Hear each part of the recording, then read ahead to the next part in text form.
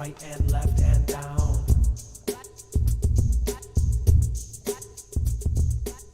What is going on, guys? It's Adam, aka Marf. Tonight, we're going to be talking about several different events that may take place at the same time. We're also going to be talking about warnings from the DHS themselves. So stick around. We'll be right back right after this.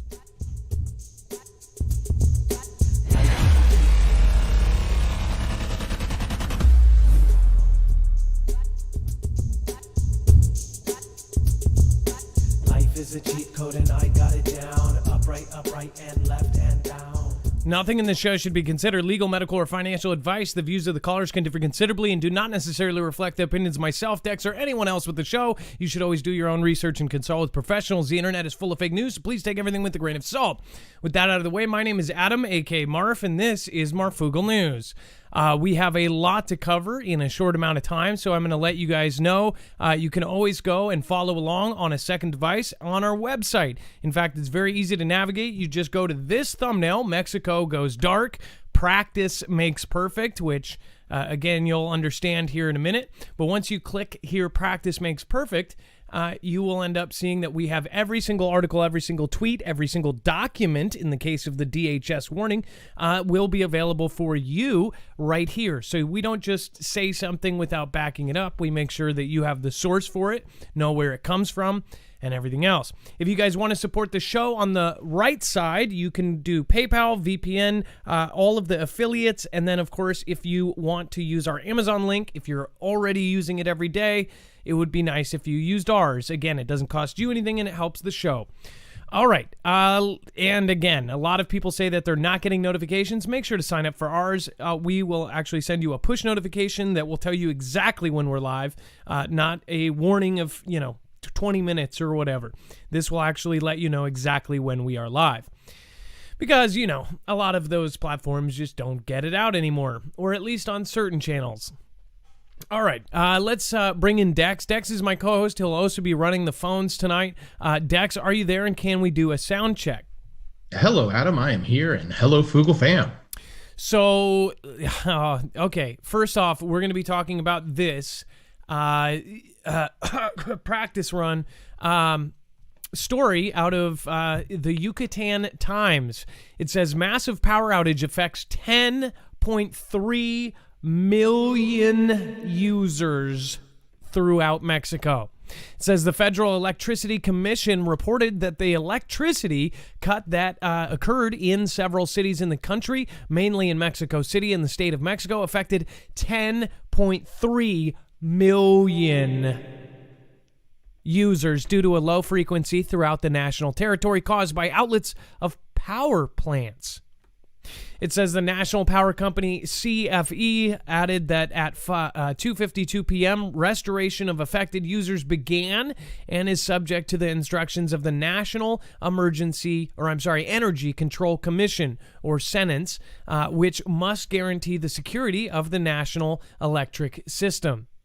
Now, it says, for its part, SENENCE reported that the reason for the blackout is that the affecting several states in the country was that there was an imbalance in the national interconnected system between charging and power generation, causing a loss of approximately 7,500 megawatts, which a megawatt is something like 1,000 kilowatts or something. I don't know what the system is.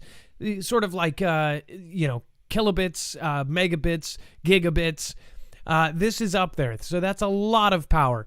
If to put that in perspective, in Seattle, Washington, we had one of the worst storms we've had in 3 decades, and I think 1.5 million people lost power, and trees were toppled. I mean, it was pandemonium as far as what we get normally, but that was a huge deal. That was 1.5 million. This is about 10 times as much, or at least 8 times as much. So really insane amount of people that got cut out of power. Now, most people will say, oh, well, that's there, so who cares? Well, there's a lot of things going on right now that I think you should care about and that we should be paying attention to. Now, if we go off of just what is being said publicly and by the DoD, the Department of Defense, and others, well, then we would be going by, say, the EMP resilience report that actually said that every single American should have 6 months to a year of food on hand because of the threat of an EMP or a potential blackout situation. Again, that actually applies to, say, a solar flare or something natural as well. Or an earthquake that knocks out half the grid, which then knocks out the other half. There is talk about Cascadia possibly knocking that out, which, by the way, 5.7 earthquake hit yesterday off of the coast of Oregon. So definitely a high watch area there. And again, I am monitoring along with most of my audience, anybody that watches Dutch or anybody else. You guys already know. So with this, again, a lot of stuff has been coming in. There are some people that believe that this is a test run. Dex, would you think that? So say if there's bad guys out there and they were going to do, say, one of the biggest things they've ever done as far as bad acts, do you think that they would practice beforehand, or what do you think? Well, yeah, I would think that would make a lot of sense. I also think that, you're going to want, if you were targeting us, you would think of, what other grids are similar. I don't know the difference between their grid and ours, but I got to imagine our neighboring country has probably been using or getting technology or setup similar to us, right? Yeah. So that makes a lot of sense. The other thing I wanted to point out, that 7,500 number or 7,300 number, whatever that was, that's a lot. To put that in perspective, the Palo Verde nuclear power plant in Arizona is the largest nuclear power plant in the United States, and it puts out 3,900. So it's almost 2 of the largest plants in America of power lost or just disappeared in this imbalance. So again, 7,500 megawatts or MWs doesn't sound too crazy, but when you put it into that perspective, one of the largest power plants puts out 3,900. That's gigantic. That could take a country down if it lasted. Now, again, this was turned back on. It makes you think this is because that was something they could control and fix very or reasonably quickly. But what would happen if it was a permanent situation, or if things were fried, or an EMP hit, or a solar flare hit, or something like that, or a cyber attack that knocked out the ability to communicate and actually fix these things? Because they still had communications, internet, and everything else, there's no big deal. I mean, they were able to communicate and say, hey, we need this part, and this part. They were able to communicate across the country. This is where the problem goes in. If they didn't have the communications outside of that, this would have taken a whole lot longer to fix. And if it happened here, I mean, it could take as long as, say, the bad guys wanted to, if they had complete control over, say, computer systems that may have been hacked or may or may not have been hacked in this major SolarWinds hack that was a backdoor to all 5 military branches, the Pentagon, everybody. Fortune 500 companies, including all the stores that are, the stores that are open while everybody else is closed. All of those companies were affected during that. So think about that. If you affect the very little number of things that are open, so say we end up in another kind of stay-at-home type of situation, and there's only certain businesses open. You knock out all of those businesses and you knock out everything else, you screw up their system, so then they can't sell things, or say they can't even open, or they can't do this. Think about the pandemonium that would cause. So this is something that none of us really want to think about. It's something that is very far off. We think it's science fiction. We put a lot of faith into our military and our police and our structure and our system. All of that could go away in a second. And I hope you guys realize I'm telling you this from the best place I can. This isn't to scare people. This is to let you know that we have to think vigilantly and not be afraid of this stuff, to prepare for it. And if it does happen, I guarantee you're going to find a ton of people around you that are absolutely the same, and they're going to back you up as well. Get to know your neighbors right now. Get to know the people and feel them out. Go out of your way to bring something to your neighbor and see what kind of person they are. Even if they don't see eye to eye with you, politically or this or that, see how they think about prepping and think about how they see, all of this other stuff that's going on. Because you're going to need allies if any of this goes on. If any of it happens in a real life situation, none of us are going to be prepared as we want to be. It doesn't matter if you are, Alaska prepper or survival living or somebody who's extremely prepared. It's still not going to be the same. You're not going to know what you don't have until you don't have it. So just try to think every single day, one little thing that you can improve. Look at your supplies, look at your water, look at what you have. Because if this happens and it stays like this, it is going to be bad news. It is lights out for all of us. They say 90% of us would perish in a massive blackout in the United States. And this isn't trying to fear you up. There's no reason to. The reason we do this is so you guys have a certain level of, it doesn't hit you in the side of the head. And I guarantee you it's going to help. And I really do feel that way. I'm glad somebody woke me up a few years ago, as far as the threats that are to us, it doesn't matter. I know people from Australia and Europe and all these different places are watching. It doesn't matter. Wherever you are, the planet is being affected right now. The planet is in turmoil right now. Not just naturally, but everything else, as you guys see. We're all doing the same things, whether you're in Europe or in Australia or here or in China. We're all going by kind of the same weird rules. Isn't that kind of freaky? Just saying. Open House, Texas. Holy moly. It says, Happy New Year, fam. God is always in control. Stay safe and keep up the great work. Open House, Texas, thank you, and thank you for your generous support of the show. Thank you for supporting us. Cannot say thank you enough for that. Open House, Texas, I have not personally talked to you before, but thank you, and I really do appreciate it. Jana W., thank you as well. Thank you for your support. To Love God LLC TLG, again, no message there, but thank you so much. I don't know if it was a super sticker. Thank you. You guys, awesome. Thank you for supporting all of you guys, independent.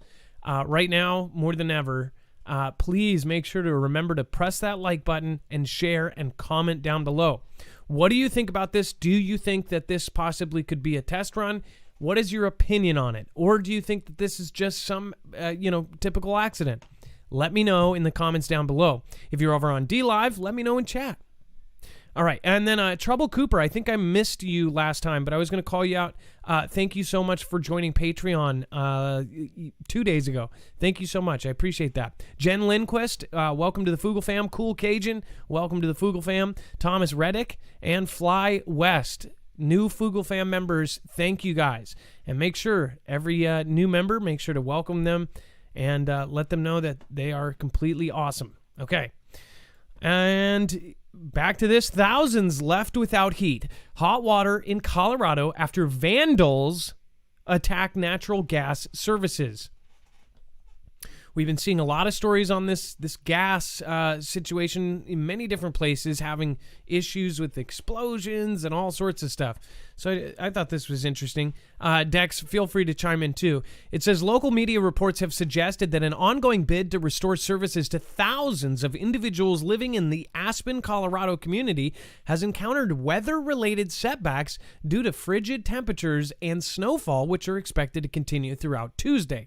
Thousands of Coloradans, I think that's how you say it, have been left between a rock and a hard place for several days after local law enforcement officials revealed vandalism. That's right, vandalism at 3 natural gas energy stations had been hindered services to customers.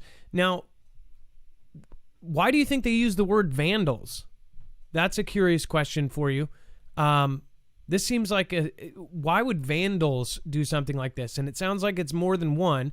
That's 3 stations. I think they're afraid to call it something else because they don't want to panic people or call it something else. Maybe they don't have enough information, but 3 gas energy stations being hit. Does that sound like vandalism to you, or does that sound like something else? Dex, do you have an opinion on that? It sounds to me like it is it's some sort of smaller attack. But, Yeah, no, I agree, Adam. It does sound kind of fishy, right? When you think about the multiple locations. I mean, one location and they threw a cherry bomb or something in there. That's one thing. But 3 locations and put customers out. You know what I'm saying? Practice makes perfect. Although officials did retrieve evidence from the scenes, such as at least one footprint, apparently it's a one-legged dude or a pirate vandal. None of the 3 Black Hills Energy locations had security cameras installed. Are you effing kidding me? So this is another issue. Okay, I just want to point this out. None of the 3 Black Hill Energy locations had security cameras installed. Now, let me just point out that Aspen is one of the more influential places in the United States. Aspen, Colorado is a very nice place. I might be wrong. Again, I've only seen it in movies. It's where the rich go ski, right? Maybe it's a crappy ghetto. But it seems to me like all energy locations would probably have cameras by now. Don't know though. Again, if they are completely in the dark as far as surveillance, how many other places that have our main essentials and our utilities? How many other places are set up like this with no cameras? And was it purposely done because they didn't have cameras? Were they experimenting on how to knock the whole thing down? Don't know. So, yeah. Can't forget this part. Lynn further explained that hold on. Vandals, sorry, I just had to go to the air quotes, would have had to have some familiarity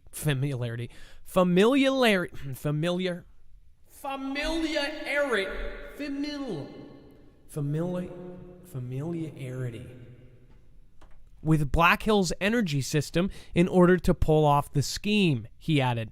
They tampered with flow lines. They turned off gas lines. So why are they still calling this vandalism? This is this is somebody with knowledge of how it works. Okay, I don't want to kick a dead horse here, but this does not look like vandalism. What does it look like to you? Just saying. Why is nobody saying it? I don't know.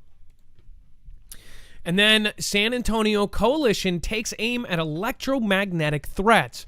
When a fierce solar flare battered the Earth 161 years ago, electricity surged through telegraph lines and frazzled communications as rainbows of auroras lit up the skies around the world.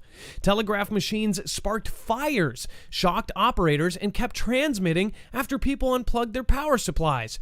It says the so-called Carrington event of September 1859 was the strongest geomagnetic storm to hit the planet in at least 500 years, according to NASA.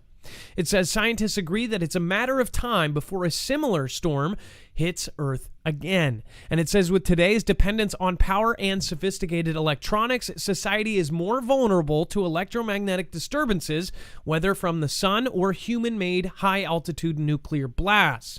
It says these telegraph wires and those telegraph tappers are about 1,000 times more resilient than the SCADA, or Supervisory Control and Data Acquisition Systems, the electronics in a laptop, or our computer systems for our water delivery systems, transformers, and the delivery systems in our power grid. So if you didn't catch that, the telegraphs that lit on fire are about 1,000 times more resilient than almost all of the stuff that we have running our country right now.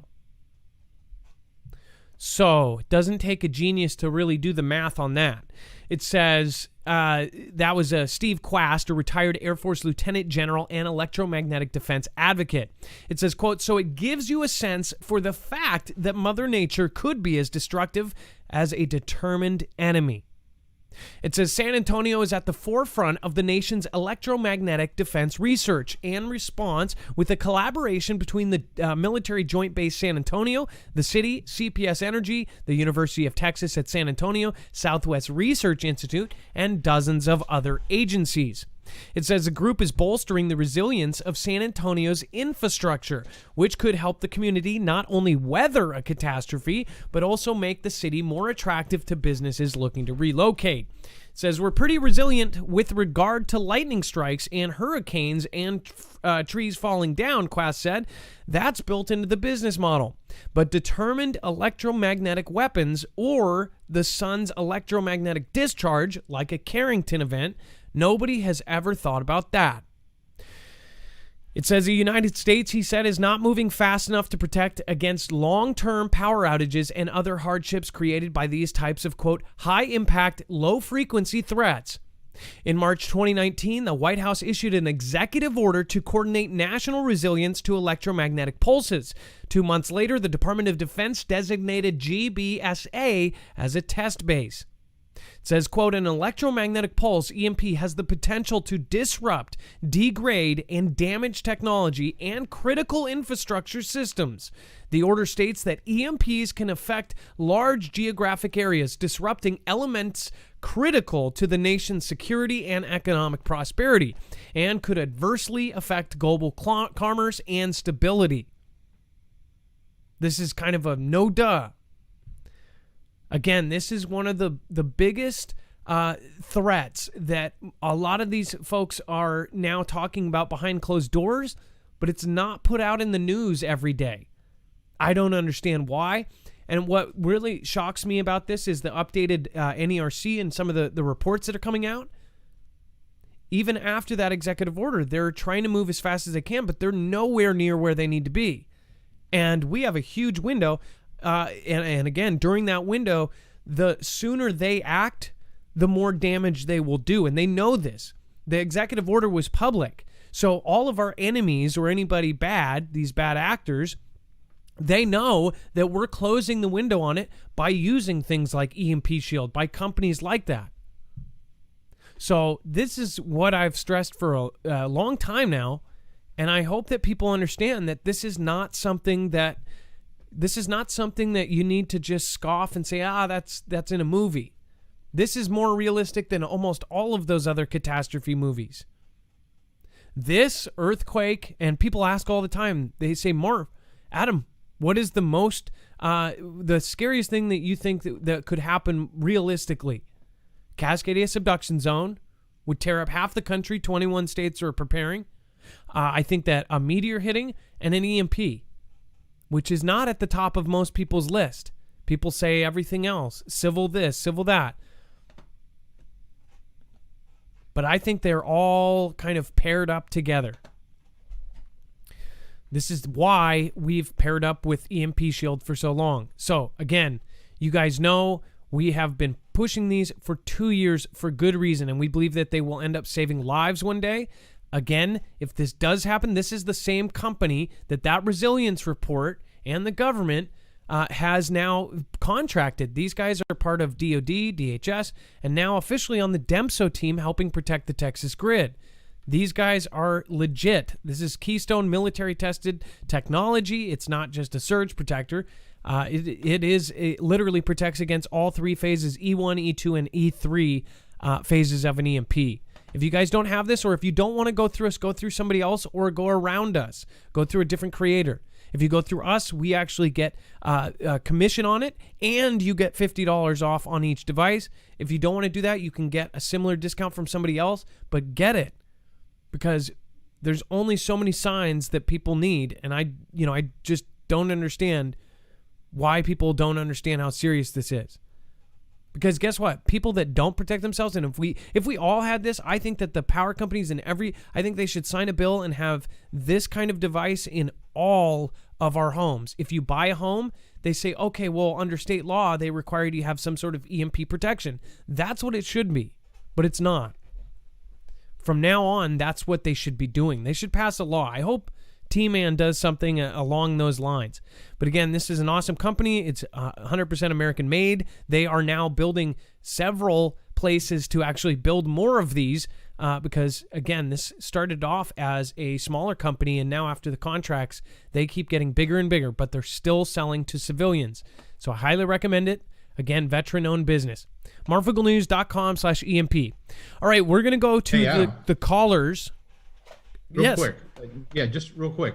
That article you were reading, the other thing that was interesting to me about it was, it was coming out from Tribune, and it was broadcasted in the San Antonio area, right? So, again, more bringing this to the forefront of conversation. They also talk about things that are being done to mitigate, right? And they talk about Faraday cages. They also talk about special paints that are being used on transformers that can help eliminate some of the effects that may happen with EMP.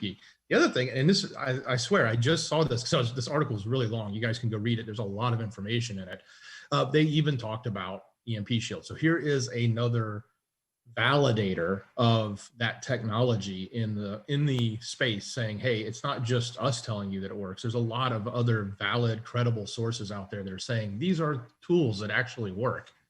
You know, from Faraday cages to the special paints they're putting on to the transformers to obviously other things that are going on the grid that we don't know about. And then, you know, even things for your home and businesses and buildings like EMP Shield. So anyway, I thought that was really interesting.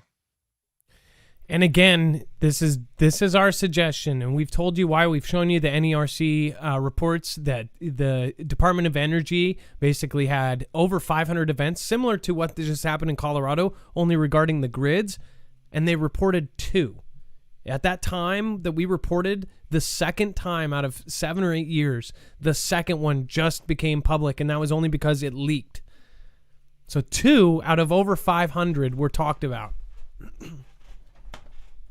So it's kind of a no-brainer for us, but again, I would highly recommend it. Okay, let's get on to I have a couple of lines open too, Adam. So guys, if you want to call in, now's the time. The number is 224400-MARF. It's going to be scrolling right here in the black line. And then, again, that's the quickest way to get through. All right, and then over on D-Live, it looks like we've got Priscilla R. We've got at least 30 new people that just joined. Thank you, guys. Scooby-Doo Do-Right. We've got Mama of 6, Dixie Doe, Jonathan Esparza, Barefoot Lass, Mystical Misfit. Always love to see you here. Everything Nothing. I don't believe I know that name. Kelly2334. Thank you so much. Jen Lay Awake. I hope you and Baldy Locks are doing great. Chevy Myco 6. What is going on? Giant Gacy. Quiet and Wise, The Muscle Whisperer. All of you guys, thank you so much for coming in tonight. And then over on YouTube, we have Wendy Lou, Gina W. We've got K King. K King, nice to see you. Let's see here. The Kegel. Laura Medrano. Thank you for coming in tonight. What is that? Chrissy LaPlante and Warrior for Christ, Conscious Art. Awesome to see you guys. Southern Girl. Joe Adams, Gigi Larkey. Thank you guys all for coming. It's a massive turnout every night because you guys are incredibly amazing. Thank you. Can't say thank you enough. By the way, then we're going to go back to the Russian scientists suspected of doomsday weapons project involving deadly that. Okay? So, by the way, I'm going to probably go throwback to the smallpox and that stuff. Maybe it's not this, and maybe it's something else. And I'll tell you why in just a minute here. All right, let's see here. Let me open up this, and it looks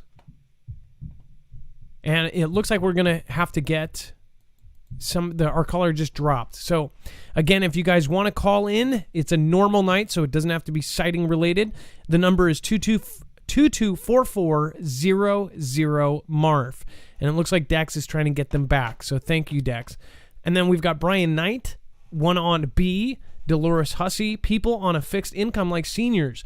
We do have the extra money for EMP protection. So that is another thing. If you don't have enough money for an EMP shield right now, stay tuned. We have done, I think, close to 5 giveaways, and all of which have had anywhere from 3 to 12 given away.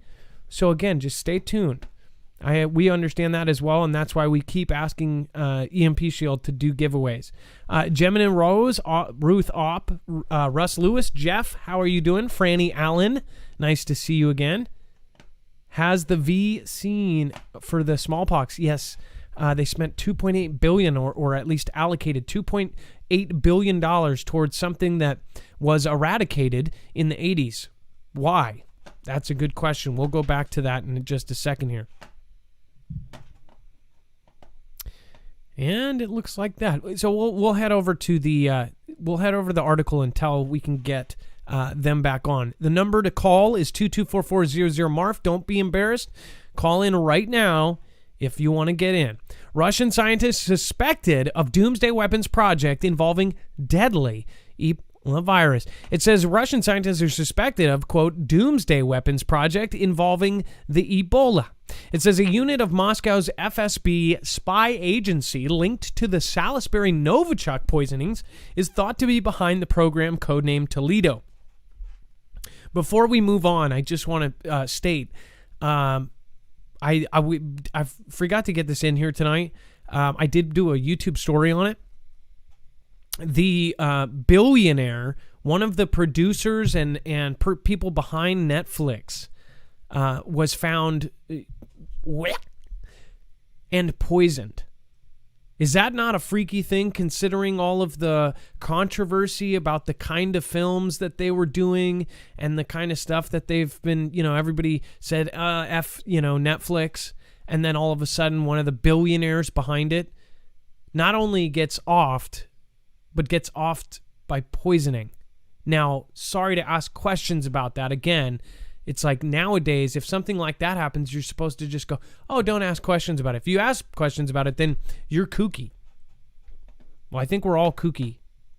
Hey, Apple Juice, nice to see you. Raymond Knight, what is going on? Investigators believe the name, again, Toledo. Investigators believe the name refers to either the Spanish city, which was hit by a killer plague in 1958, or Toledo, Ohio, devastated by a flu bug in 1918. Wait a second. It's called this, or Holy Toledo, right? But then this, Toledo, Ohio, devastated by a bug in 1918. Obviously, that's a different one.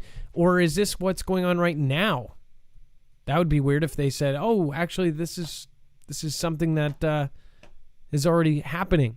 One ex-UK military intelligence source confirms that Russia, led by President Putin, could be including this and the related Marburg virus in its weapons program. Now, one thing I think is really crazy is about a year ago, I want to say, there are 2 labs that contain smallpox, Ebola, and things like this. The deadliest viruses in the world. One lab is in Russia. One lab is in Atlanta, Georgia. Both have had some weird stuff happen. Atlanta, Georgia, of course, had the guy who responds to actual outbreaks, Timothy Cunningham. He mysteriously disappeared. And they found his running shoes, they found his keys, they found his dog, they found his car, they found his door unlocked, they found everything there, especially all the things that he normally brings with him, and he never leaves his dog, or this is what family and friends are saying. It was weird. Then they end up finding him weeks and weeks later, and apparently he went running barefoot and decidedly then changed to somebody who's very depressed because he didn't get a promotion, yet he was doing extremely well, and his family and friends said he was extremely happy and couldn't wait for the rest of his life. But, that besides the point, he just, he ended up offing himself by drowning, which, I'm sorry, that kind of blew me away. How hard is it to do it that way, right?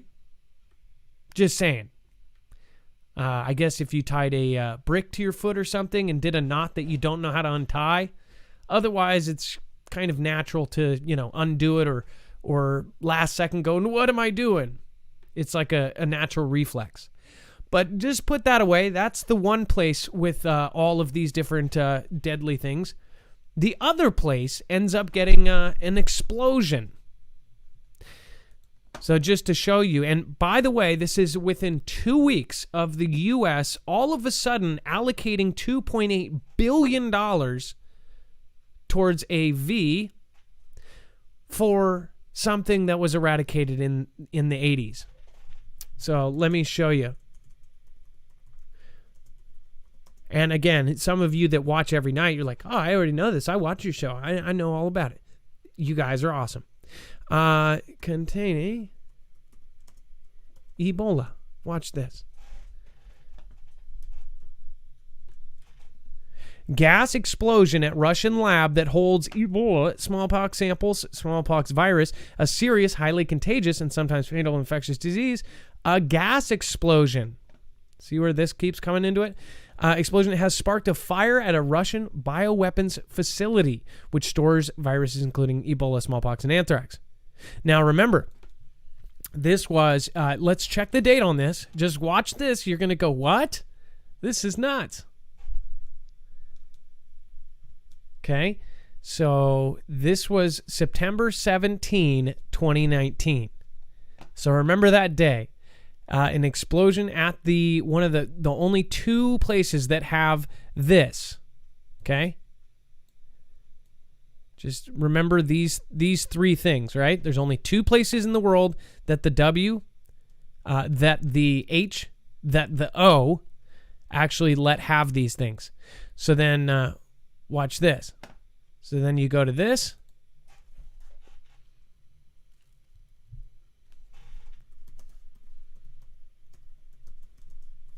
And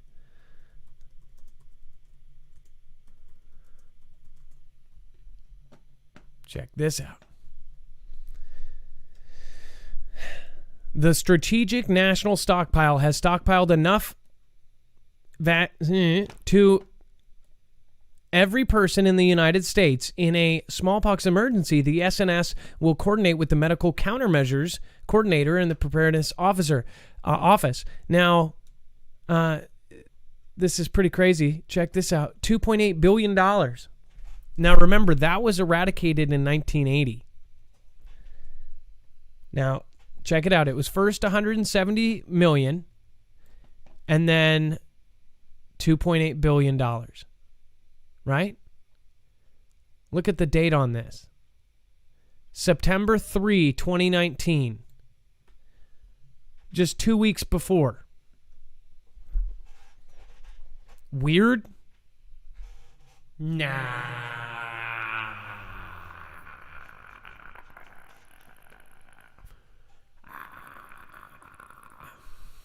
ASMR. All right. Moving on. Now we're on their list, I'm sure. Okay. We have survival living up next. I'm gonna go back into this here in a second. I just want to point out that this entire thing with the Russia, with them doing these projects, I just want you to remember these because we're gonna go back to these archive things later on.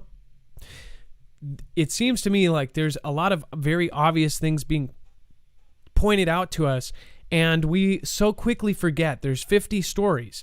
Just like what happened on Christmas Day, I think you should think about that and just forget about all the stuff incoming about it and just keep that blank and just keep the actual event in your mind instead of the things that, basically bombard you and say, oh, that's what it is. Oh, okay, now I'm not worried about it. Okay. It was that, and yeah, it was a lizard, and oh, yeah. Remember the old stuff. So when they talk about this Doomsday Weapons Project, this is connected to so many other things.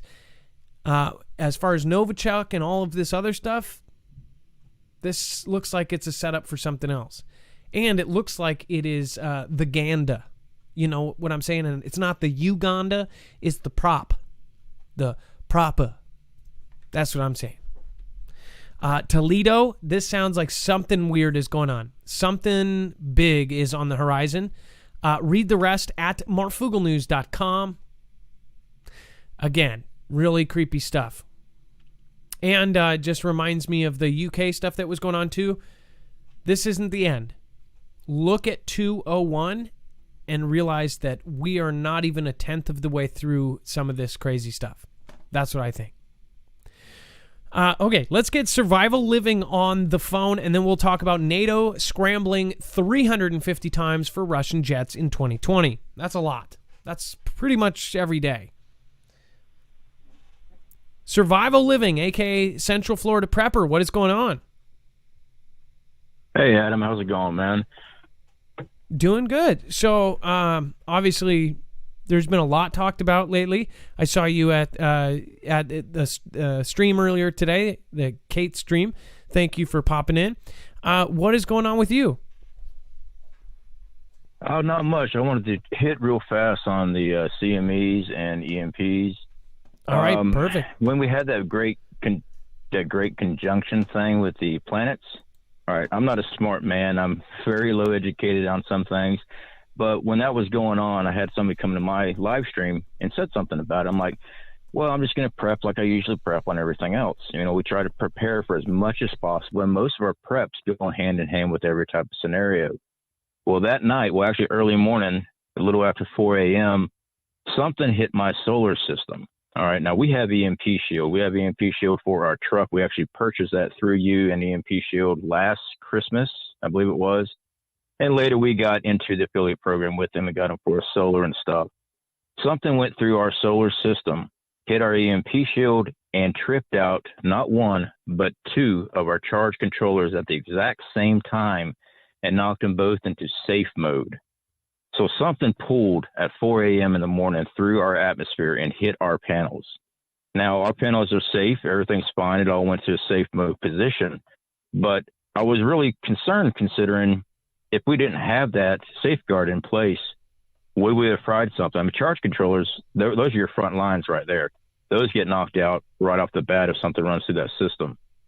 So I had done a post on that when that came out, but you know, about coronal mass ejection, I see a lot of people, and I'm not bad-mouthing anybody at all. I just really wish people would open up their minds. Coronal mass ejection has happened in the past. It happens quite often, about every 120 years on average. Okay, we get massive ones. The real big one was the Carrington event, 1859, I believe it was. I could be wrong on the math. But we know it's going to happen again. The science and history has proven that. And I see a lot of comments where people of faith, I'm a man of faith, but they go and say, well, I'll be raptured before this happened. I really hope people take this serious. It never says anywhere in the Bible, except for one instance, that earth will not be destroyed by a flood. That's it. That's the only time it ever said will not be destroyed by a flood. It doesn't say anything about nations being under attack or disaster. Look at the volcanoes that wiped out civilization. Wars, these things do happen. It's not written that you'll never go through anything. So there's nothing wrong with preparing.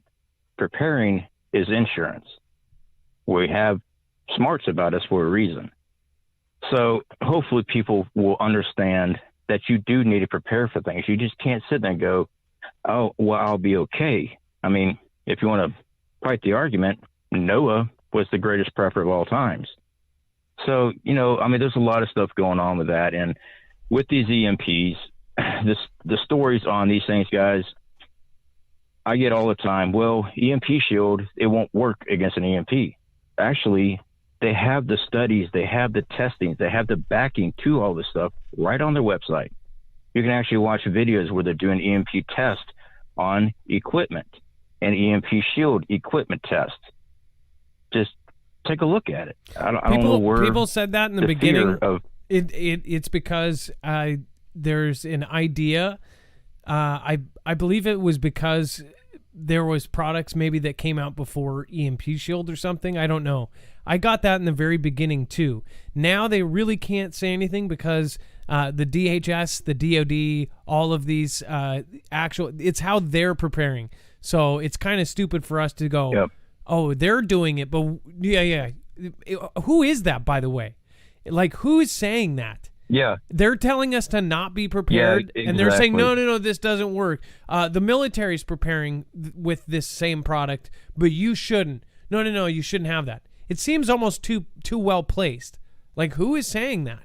Why would you try to, even if somebody was doing that, why would you try to get somebody to not prepare? That's like saying, or it's like somebody going like, don't buy water filters. The water's going to be clean. The water's going to always be clean. What are you talking about? I don't get that. I really don't. Anyways. Well, it definitely has a feel that there's a reverse psyops going on. That no matter when we try to work on the ground to prepare and save lives in a certain aspect. No, I'm not a lifesaver or anything. I've had people contact me and say, hey, I appreciate the information. We never started prep until you said something. It makes me feel a little bit better about myself. It don't make me feel, oh man, I got all these people doing this stuff. Not like that, but it seems like someone's always trying to inflict more harm than actually try to promote other people to prepare for certain things. And if the power goes out, that's end game for a lot of people. Will civilization still continue? Yes. Will there be a population massive decline? Absolutely. All right. There's not just medical needs only, but food transportation. There's just not going to be any food around. All right. It's going to be what you can grow. Growing your own garden. Everyone thinks it's real easy to just grow a garden worth of food. It takes a lot of land. Well, they actually call it hectares. It takes a lot of space to grow gardens. It takes a lot of skills to grow gardens. Yeah, you might be able to grow a plant in your house, but that's not enough to feed your family. So hopefully people start taking more and more serious. I don't get onto the whole doom and gloom stuff, but this is a serious threat. And with everything else uptaking in the news and what we're not seeing in the news and being misdirected, makes me really uneasy. Well, and especially since there's so many different ways that we're getting pulled, and we have so many, there's actual ops to make us to think that preppers are crazy. They started that back in JFK days, where they called anybody that was very questioned anything or prepared overly. They were conspiracy theorists. They've made us made people out in movies forever. If you question media or you question anything, you're a crazy guy who sits in your basement and you've got multiple computers and you're some sort of hacker, or you stay in a tin can. We aren't, and you aren't, and none of you guys are crazy. We're all just asking questions, and we're all trying to prepare for something that is a very real possibility. Why would you call us stupid for preparing for it if the military is not only preparing for it, but drilling for it consistently? They are literally preparing for this all the time now. They have now invested in night vision for all of the soldiers. They're doing nighttime drills. They're doing nighttime urban drills. Why do you think this is all being done? I mean, you agree. I know that. And I think that nighttime stuff here stateside, I think they're worried about, I'm trying to watch my words, foreign entities, let's put it that way, coming onto American soil. And I'm not going to, you can fill in the blanks on that. But basically, I think they're preparing for troop movement coming here that's not ours. But yeah, I mean, it's just so, prepping is just normal lifestyle. I mean, yeah, I used to catch a bunch of stuff when I got away from the mountains of North Carolina because that's a normal day stuff there. But I've relied on my preps in my life multiple times. All right. I've had a house fire, lost everything before. I have gotten injured on the job where I was busted up and having surgeries. Luckily, I had preparations. I didn't have to worry about, can I make sure I can pay rent? Could I make sure that I had food to eat? Because I've only got so much income coming in. There's insurance, and there's nothing wrong with having that insurance because you do use it. All right. Normal rotational stock. I mean, we've seen it on Alaska Prepper many times on his payday preps. It's stuff that he puts up. He goes in, gets what he's going to eat that week, and just replaces it. And it's always being used. It's not like you're buying $30,000 worth of freeze dried, shoving in the corner and hope that you might be able to use it if you need it. So anyway, that's about it. Well, thank you so much, CFP, a.k.a. Survival Living. If you haven't checked him out, he's got a great channel, great creator. Make sure to go check him out right now. That is, again, Survival Living. This was Central Florida Prepper, and Now Survival Living. Make sure to go over and subscribe. Thank you so much, and you have a great night, okay? All right. Have a good one. Thanks for having my back always. All right, bye. Always, man. Old school Foogle fam. Thank you, and thank you. Looks like more old school Foogle fam are all over the place here. Thank you so much, Big Shot Ben. May the Foogle be with you. I love it. Epiphany 75. Thank you, Mr. Miriyoshi. You just messed me up for the rest of the night. Mr. Ryoshi. Let's see here. Cat.zoom. Thank you so much. Just donated a Ninja Guinea over on DLive. You guys are awesome. Thanks for keeping us informed. Great to have you here. Carter55, Digital Anon, just followed. Nursing 2007, thank you for following. Lots of new folks. Denise Q just followed. Thank you for following me over there. Gwaxon and Plays, thank you for following. As always, if you follow during the show, you will get a shout out. Veteran Steve, VIP Foogle fam, just gifted a subscription to users in the channel. Thank you. Mersa1, another VIP. Thank you for gifting out subs over there. The Marfia badge. Thank you. I appreciate that. All right. And then let's go back to this. We're going to be pulling up. Let's see here. No. First off, NATO scrambled around 350 times for Russian jets in 2020. The headline pretty much says it all. I have covered a lot of these. It is absolutely insane. Like I said, I don't worry about this too much. It's almost a weekly occurrence. I did not realize it was almost a daily occurrence. This is, again, NATO, so this is not U.S. This is, of course, obviously, they're all over the place causing problems.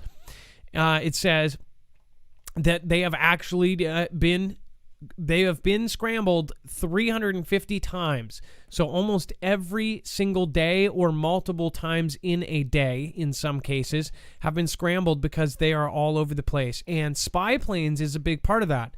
So they are grabbing information, and they are also doing bomber runs without permission in restricted airspace. So it shows you they're kind of like, they're really pushing it here.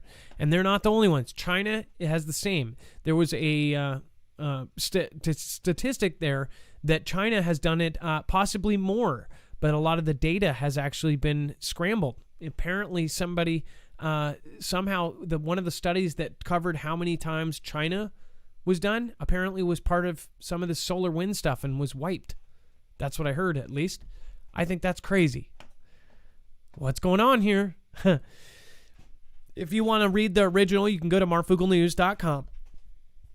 And then we have photos. China's third amphibious assault ship nears completion as first docks with Shandong carrier. This is not... okay, so just to remind you about amphibious assault ships, we had one that caught fire in the dock, on the dock, basically in port, and it randomly caught fire for 5 days, mind you, or something like 4 days, and it's a steel ship. It's mostly all steel. They don't have, frilly curtains or anything. This is a military Navy ship. This is the weird part, and I'm going to remind you about this because a lot of the new folks might not have noticed this. Let's see here. Chinese amphibious ship catches fire. And that was just a couple months ago, and that was the first one. They are already at 3. Like I told you, they are mass-producing ships. They are preparing for a battle. And this is it. It's their new Type 073, I think, or 075. Let's see here once this loads. Again, you'll say, Adam, but I thought you were saying a U.S. Amphibious assault ship caught fire in port. I did. And within just a few months after the Chinese ship caught fire, ours did.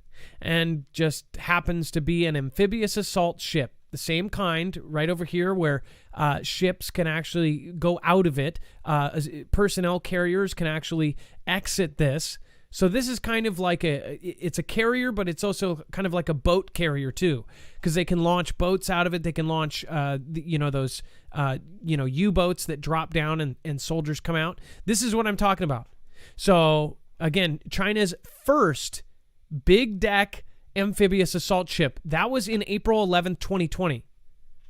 I want you to think about that. Their first amphibious carrier. Gigantic. New technology. Stolen technology, most likely. That was in April of this year. That was 8 months ago, and now they are on their third. How fast is that? To put that in perspective, some of these ships take 2, 3, 4 years to make. The U.S. is not that fast, or at least hasn't been. Maybe it is now because they're trying to catch up. Just so you know, the Chinese Navy is now 70 ships ahead of ours, about to be 71. Maybe 80 by now. That was a number that's a few months old. They overtook us just this year as the largest navy in the world. So, one of two things. Maybe they're preparing for battle, or either way, looks like whoever's president, unless, these guys are in their pocket, might have to do something about China because they're about to overtake us in military might. Now you say, no, never. We're the most powerful and we got stuff you don't even know about. That's great. But not if your own country sabotages you. Not if for 8 years you reduce all of your troops. Somebody was doing something. Don't know. Seems like it all comes back to one country. One country that it is in their heavenly order that they are to be number one. And they will never give up. And the president has basically changed all of the laws to be the president for the rest of his life. And he's going to see it in his lifetime. Or that's what he says. And he is going to make sure to tell his Navy and his military to get ready for conflict and to say goodbyes. This was just a couple months ago. So, don't know why he's doing all that. Because he's not, going to do any of it, right? It's just pounding the chest, as they say. So, third ship is finishing. That is insane. And it says, new photos from the Hudong Zhonghua shipyard in Shanghai that emerged online shows China's third Type 075 landing helicopter dock, or LHD, is taking shape. Although the still hull remains exposed, the flight deck appears mostly complete, and the island superstructure is installed on the ship's starboard side. Says, however, the photos only show the warship from the bow end, leaving no hint of the progress made in the building on the rear well dock, from which Marines in amphibious landing craft would disembark to assault an enemy beachhead. Construction only began earlier this year. So, that's another thing. This is the kind of thing they would pull up and people would get out. So, why are they building them so fast? Just saying. If you are not protected against a cyber threat, then you should probably start with the virtual private network. There are more cyber crimes happening right now than any other time in history. And one way you can do to protect yourself is get a virtual private network. Nord is one of the best, let alone is one of the highest rated. You can get it through us, and not only will you get a gigantic discount, but you will also help the channel at the same time. Not only that, it works up onto 6 devices. So one account will get your computer, your phone. Again, a lot of people forget this. Your kid's phone, your kid's laptop, all of your devices, at least 6 of them, all on one account covered. It hides your IP from the bad guys, and again, it has an automatic kill switch if anything is going into it. No data logging from governments or your neighbors, doesn't matter who. Again, this is a good way to start your protection. It's very easy to use. You just turn it on like a light switch. There's even a mode where you just click on, and it does it all for you. So you don't have to be a cyber nerd. Marfooglenews.com/VPN. Make sure to use the code Marfoogle. All right, let's go over to our next caller. It looks like we have I'm a Glover. All right, I'm a Glover. We can bring in and wants to talk about an article that we have on UFO disclosure. Oh, this is interesting. And let's see here. Let's pull up the article you want to show here. I'm a Glover. I will pull you in.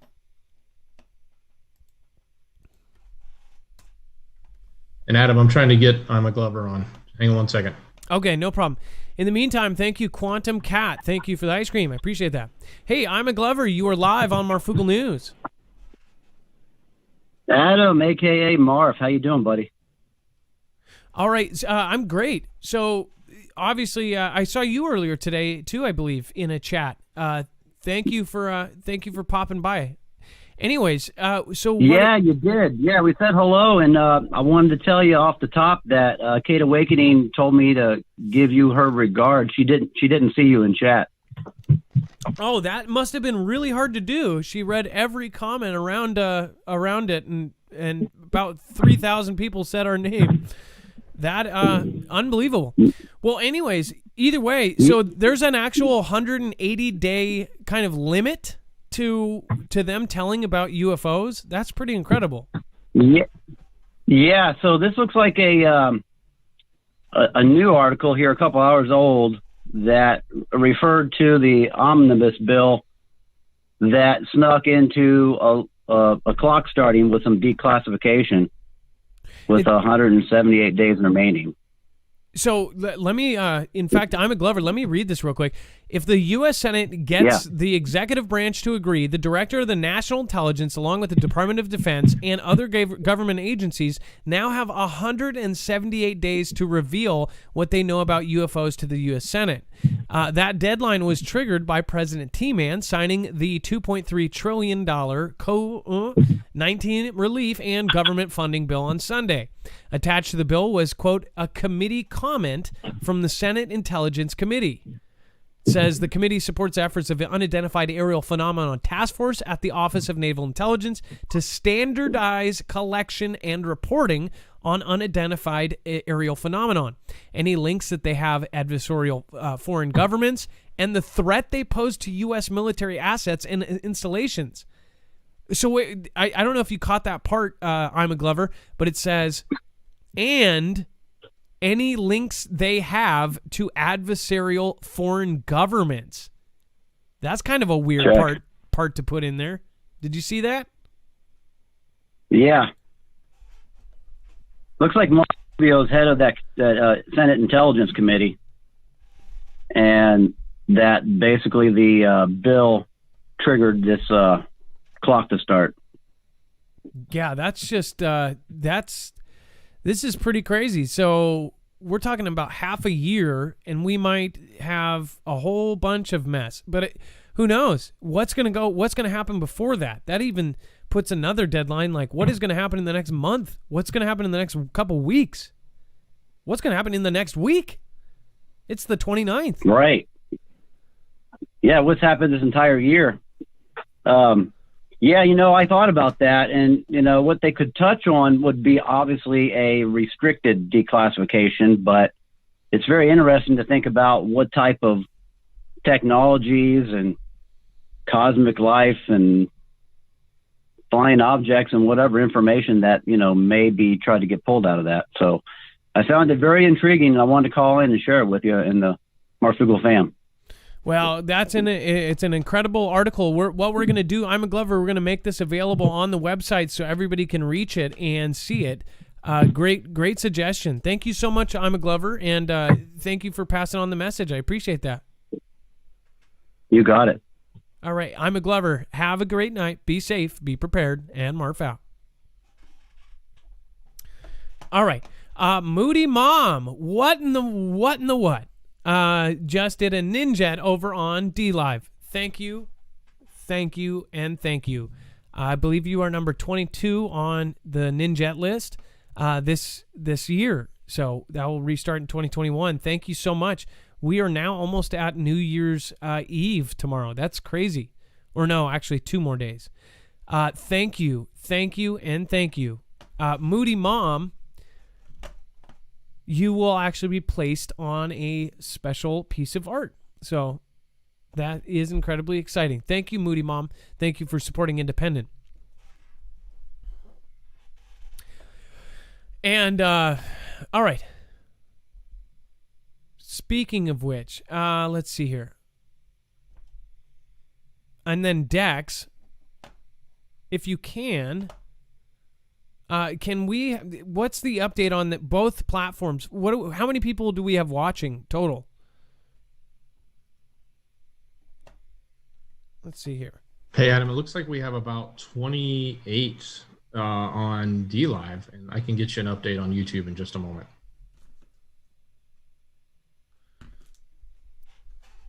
$2,800 on DLive. Thank you, guys. Thank you. Humbly thank you. And 4.4 on YouTube. 4,400? Is that right? That's correct. Wow, incredible, you guys. Thank you. That seriously means a lot. If you guys can, while you're right there, click that like button. Even if you're on DLive, if you can, after the show, if you have the time, I am humbly asking you to go over and comment, because they can't hide those comments. They also cannot censor those comments. It would really be amazing. Thank you so much. K King, Joe Mack, Kiwi Cat, thank you so much. Paul Shaggy. Again, we are one of the more safer channels, but I'm reminded, there was a big chunk of channels that got deleted. One thing that I will say is I'm not going to feel bad for keeping our group together. We have so many community members that literally depend on this and our state groups. A lot of what people don't know, especially new people, our Discord of 15,000, which was taken away because of just a couple people sharing a couple stories that they didn't like. That group, we had state groups preparing and meeting in person every single week, every single month. People were meeting. People have now met their husbands and wives out of my groups, and those were all taken away. We are building our own platform to replace it. And in the meantime, again, I have helped isn't that crazy? We've helped over 1,000 creators get to 1,000 subscribers or more. And the funniest thing to me is a couple people were talking to me today, and they were saying, oh, this person thinks you're a shill or something, right? But what I think is funny is it all goes back to one other person in this community, one who has burnt every bridge they've had, one that basically burns everybody they come in contact with, and they call me a shill. There is not a single creator that has helped more small creators than us. Not one. Show me one, and I will show you a whole list of channels that we have helped create. And specifically, the QAnon community, we have helped, I think, over 280 creators. And did we know they were, or do we care? No, because we just do it. And 1 out of every 20 tries to burn you back or say some crap about you, or they'll get that initial burst of people viewing. They'll go from 1 view a day or 9 views a day to 200, and then after a couple weeks it disappears because they're not putting effort or something into their video, or maybe people just don't like them, don't know. But then they blame it on us and go, well, I want attention. I need attention. If that's the case, if that's the way you act about it, then you shouldn't be on YouTube. I never cared about views or people or anything. Anybody that's been with me for 3 years knows that I did it with 1 person watching or 0 people watching. I did it for 6 months. I did it for 6 months without anybody watching. And for the first year and a half, until I really had help, I didn't ask for a single dollar, and I told people not to donate. But when there's more people involved, it gets a little bit different. We're trying to expand and make this something that people can really depend on. So it does anger me to hear, oh, somebody says you're a shill. What the hell is a shill anyways? Because I see that I'm not recommended anymore. Why would they not recommend that shill? Why would they not? Why would they take a shill's Discord? Why would they take our Facebook down? Why would they take all those things? When it seems to me like some people are just really negative. And if you surround yourself with negative people, doesn't that make you negative? If you're the thing with YouTube is it's all drama. It's all like, oh, I don't work with this person. I don't work with that person. Or this person said that. Use your own judgment. Be an adult and use your own experiences with people instead of judging off of what other people say. Period. Especially if you are in a position of being able to actually influence people. If you are being influenced, you shouldn't be influencing. Period. Because you should use somebody's actions and provable actions against them. Not something like he said, she said, oh, this happened and it was just weird timing. That's bullshit. Frankly, it's bull. So that's my rant for the day. I do it about once a week. Now I'm done. All right. Dex, we should get the next caller after this next story. In fact, let's see here. Let's go into, this is so crazy because this is confirmation of exactly what I've been saying and exactly the stuff that we've been seeing. The Foogle fam is totally right on this. You guys out there have said this a million times. So the stuff that we're seeing and there's more and more of it, is now getting coverage. We just showed you last night the burning, flaming object coming down. In fact, what was the name of the creator that sent us that? As far as the video over West, I think Virginia? it was Patrick. Patrick Byrne, I believe. Yeah. Patrick Byrne, one of the Foogle family members, sent us basically a picture and a clip of it, a video clip of it, and it's something that's falling down. And he zoomed way in, and you can see it's not a plane. It looks like a meteor, but it just looks like something flaming coming down. Yeah, that one was on Twitter. That's the one of the ones we showed was Patrick, which was on Twitter. We also had other people that weren't Patrick that are our Foogle fan members that sent those in as well that look this very same. We've seen them everywhere, from RE55 to others, right? They're all over the place. What is coming into our atmosphere? It's freaky. How many of these have we seen in the last year specifically? You guys have watched it on this show. We have however many people send us their stuff, and we show all over the place. It says, spotted in West Virginia skies, a video of a blazing flying object. This is what we covered last night, but this is Sputnik. So some of the bigger outlets are actually covering this finally. It says an alternative explanation offered by at least one social media user, however, suggested that the object was actually a plane illuminated by the sun from below. It says a peculiar-looking flaming object that streaked across the sky above West Virginia on December 27th has apparently left a number of social media users scratching their head and wondering about its origin. But while netizens merely pondered on the sight of what they have witnessed or simply pegged it as a meteorite, prolific blogger and UFO hunter extraordinaire Scott C. Waring suggested that it might have been a UFO.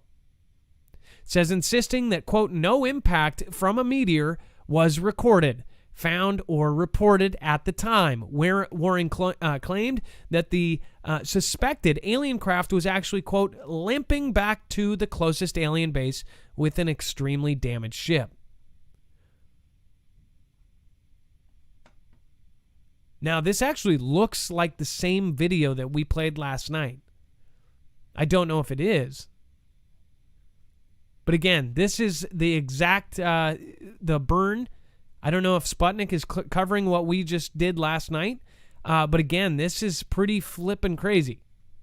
These are being seen all over the place, and they're most definitely not a plane.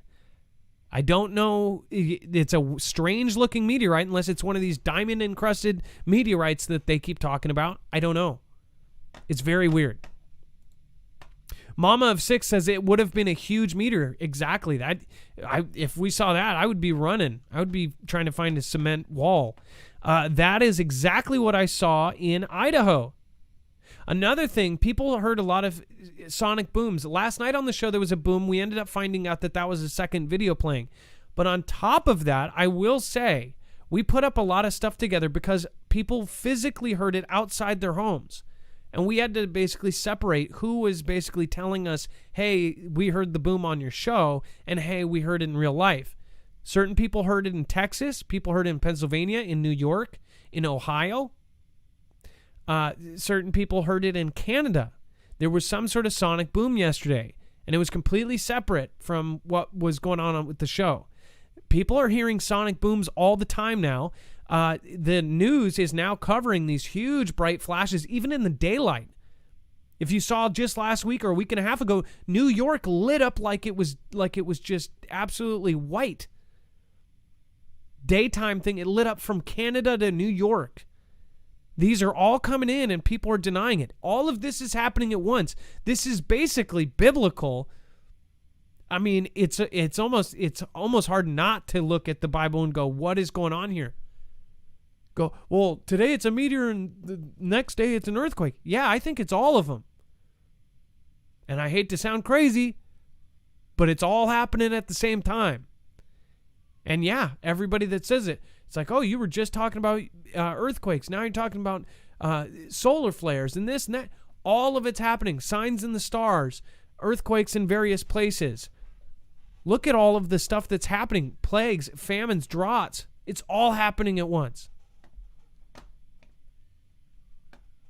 It's absolutely insane. So they're finally covering it. Again, just to make the last point, they're finally covering this. They're starting to cover it more and more. And watch, we were covering it first. We've been covering it for the last 8-9 months.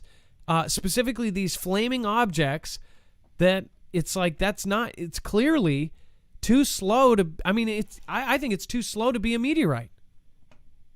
It just takes so long. It's just sitting there, burning up. It's almost like a movie of a craft re-entering entering the atmosphere. And then we have the U.S. to allow small drones to fly over people at night. Now, the big deal here is I'm a drone enthusiast. A lot of my friends also have drones. I know several creators on YouTube that have drones because you use it for different kind of footage. Especially in establishing shot, in a movie, or anything like that, they now use drones.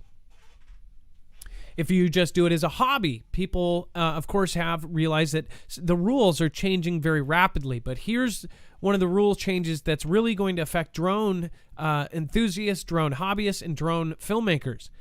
Is basically they are now, it sounds like good news because they are saying they are going to allow you to fly at night. But here's the big but. They are going to put RF radio frequencies on every new drone.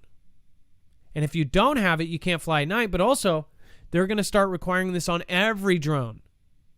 People would say, well, as long as you're doing things by the book, then you don't care. Well, first off, it's a very gray area, flying drones in general. As long as you're 5 miles away from a airport and this and that, there is conflicting things. If you have a DJI, the DJI has different rules than the actual rules, and it has different maps entirely. It's very confusing. But either way, what is happening now is they're basically turning this into a commercial highway for delivering pizzas, delivering Amazon, delivering this kind of stuff. And the regular Joe with their drones, they're going to be pushed out of it. And guess what? They also don't want any just regular civilians in the future. They're not going to want us actually up there with drones and being able to see everything. They're going to want to use that for surveillance. Right now, just like in the movie Songbird, which is a very predictive programming type weirdo thing, right? That actually shows a drone with a weapon on it in one of the scenes. I'm not going to ruin it for you, but it shows a small arms on the drone. This is already being worked on. Surveillance with incredibly advanced microphones and video is already done. Now they're working out the rules and the highways to not only do commercial stuff, but to do surveillance on U.S. citizens and all over the world. If you're in Europe, if you're in Australia, all these places are going to have it. This is going to stop anybody from getting up their own small drone or anything like that. This is a really crappy piece of news for everybody else. They're going to be able to track the remote ID on these things, and you won't be able to do it. I mean, basically, this kills it. Period. And then, again, you already have to basically get a pilot's license if you want to put it on YouTube. I mean, it's just nuts. A real pilot's license. Or you have to go through basically the same kind of thing. Stupid. Government report warns of potential and foreign, and that word itself is now filtered, during the Georgia Senate runoffs. This is an actual warning from the Department of Homeland Security about what is about to happen. Dex, can you explain this real quick? Well, yeah, I think pretty much everybody's heard how important the runoff is that's coming up in Georgia, and we're kind of weird that we have that. But we have 2 Senate seats that are open. But what I think is very interesting here is that this is coming from the DHS, right? This is a warning from them saying we need to be prepared for this type of activity that may be happening between now and that date, which is January 5th. So that's kind of something that we're taking to heart here. At least you need to pay attention to what's going on. I'm kind of curious what intel they may have that they're suggesting this is actually going to happen. But when it comes from a department like that, it's worth reporting. And I just want to point out this sentence here, ideologically motivated this, right? This is exactly what they called that previous event in Tennessee. So, and now what a lot of people are saying is that event will actually open up the doors for anybody that believes in weird stuff being picked out and going, oh, you're more likely to do weird stuff, right? That's BS. Okay, just because we are creative thinkers and don't think the same and ask questions, this is why we need protections for freedom of press. This is why we need reform on 230. Crazy stuff going on. If you guys don't want to be tracked and traced like most everybody is without their knowledge, I would highly recommend putting your phone or your device in an EDAC bag, equivalent of a Faraday bag. This same company has been selling these to agencies for evidence bags because you do not get in and they do not get out. Say if they put a crook's laptop in there, they can't remotely access it. For your use, though, no one can go in and track your device. Make sure to go check it out. It's marfooglenews.com/EDEC. Again, that's marfooglenews.com/EDEC. There's also the utility Tried and True bag, which actually has a window so you can still access all of your phone's contents while blocking anything going in and anything going out. All right, let's see here. Let's get back to the calls. It looks like we have Justin, first-time caller, talking about hacking at banks and intel from an IT professional. What's going on with this? Dex, if you want to bring them in and introduce. Hello, Justin. You're live. Hello. Hey, how you doing, buddy?